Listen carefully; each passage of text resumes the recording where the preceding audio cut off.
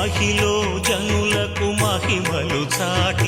ఇక్కడ ఉన్న వినాయకుడి విగ్రహాన్ని ఏ శిల్పి చెక్కలేదు, స్వయంభూగా వెలిసింది. ప్రముఖ సిద్ధాంతి శ్రీ ఐనవోలు అనంత మల్లయ్య శర్మ గారికి వచ్చిన దివ్యమైన కళ ఈ క్షేత్ర ఆవిర్భావానికి కారణమైంది. 100 ఏళ్ల నాటి ఒక తెల్ల చిల్లేడు చెట్టు వేరులో తాను ఉన్నట్లు స్వామివారు కలలో సూచించారు. వారు వెళ్లి అక్కడ తవ్వగా తొండం కళ్ళు చెవులతో సహజ సిద్ధంగా ఏర్పడిన ఒక అద్భుత వినాయక రూపం బయటపడింది.